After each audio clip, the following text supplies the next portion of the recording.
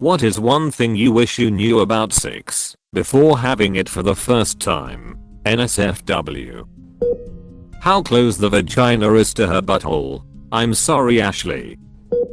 As a dude, there is no need to be a high-speed jackhammer from the opening bell. Take your time with that shit. It actually feels better to me, and let the situation dictate when you speed up or slow down. It's more than okay to moan. Guys would really do well to pay attention to that one.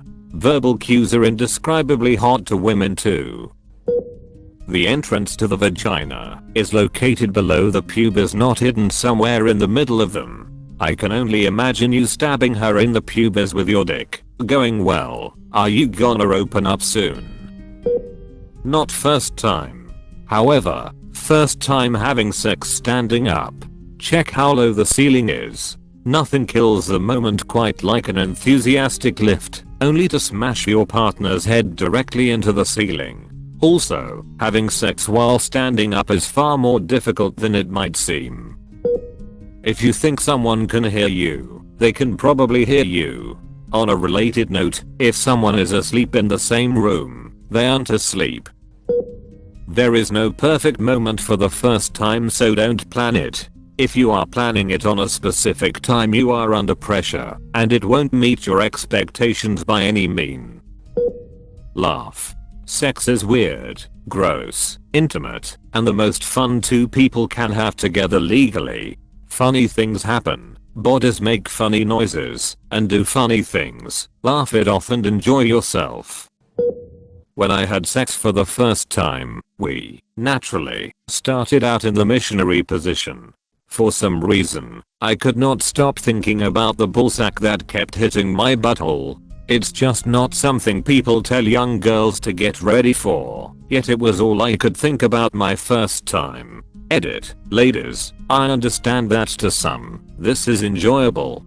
But when you're 15 in a tree, housed by a creek at sunset with your first love, who just gave you daisies, the last thing you imagine consuming your thoughts is the sound of the sack that is smacking your butthole. Never said I didn't get used to it. As a female, I had no idea that the semen would leak out of me afterwards. It was terrifying. I thought I was broken or something. To clarify, it was not my first time having sex, just the first time without a condom, was still on the pill. So I guess it doesn't totally qualify, but I still wish I had known it beforehand. Instead of just moving my hips, I decided to put my whole body into it, completely out of rhythm. Almost made my 87 Nissan Sentra hatchback do a barrel roll.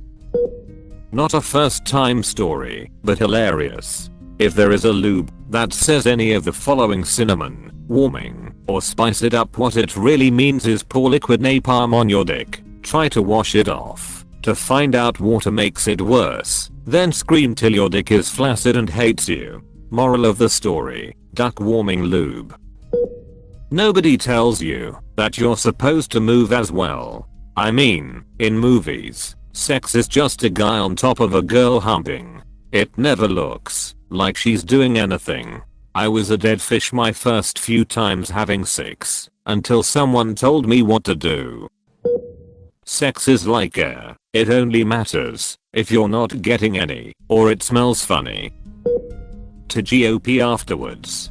Girls, that is. No one told me this, and I had a UTI a week after losing my virginity. Worst thing ever.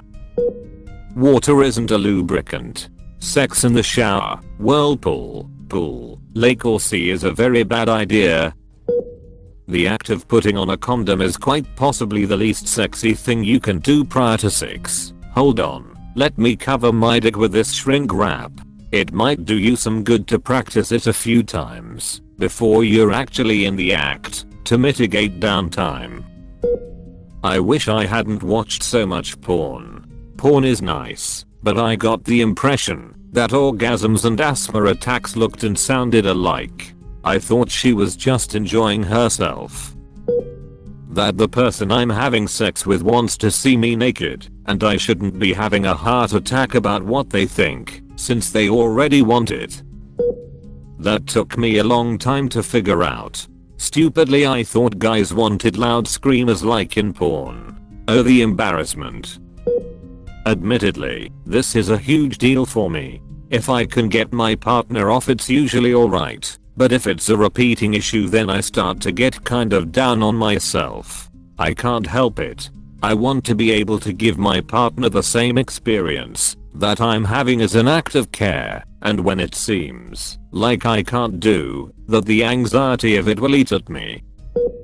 The vaginal opening is much further down than I expected. I always assumed it would be in the positional equivalent of the shaft of the penis. Not so, my friend. The clitoris is the female analog to the head of the penis, and is thus located equivalent to the base of the shaft. The vaginal opening is positioned at the base of the pelvis, further down, roughly equivalent to the base of the scrotum. TL. Doctor, go south, young man.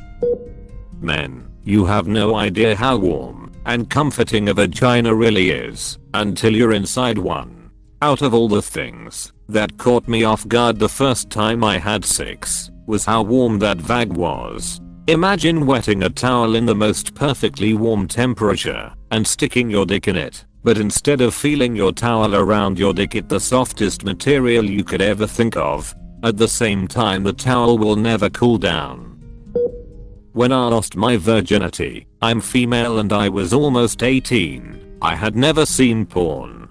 My only reference to sex visually was the scene in Terminator when they screw. That one time in the motel before Arnie finds them, there was slow grabbing of the sheets, Hollywood type shit. Anyways, when we were messing around and he finally got around to entering me, I expected this slow rubbing, sensual caressing. No. He humped me like an enraged Energizer bunny, and I was highly alarmed. I wasn't even enjoying it, but was more concerned about him having a heart attack. It scared me.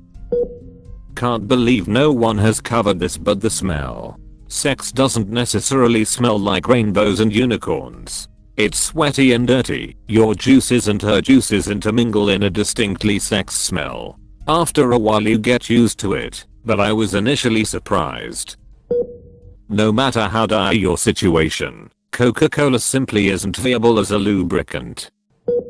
When a girl says it is too big, they aren't just trying to boost your confidence and make you feel sexy. It really is just too much sometimes. Not saying I'm huge, but you can't always just go all in right off the bat. Many women cannot come from vaginal stimulation. They need clitoral stimulation. There is no shame in having a girl touch herself a bit during sex so that she can come.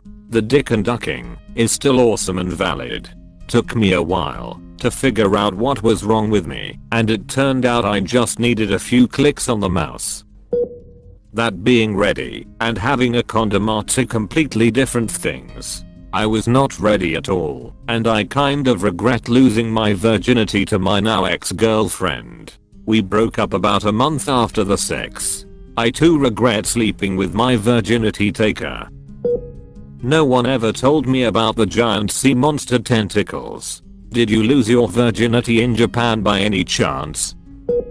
So apparently I'm the only person on the planet that, despite not knowing about it beforehand, the first time it happened I instantly understood it. If you pump air into a fleshy container and then squeeze it, it's gonna fart.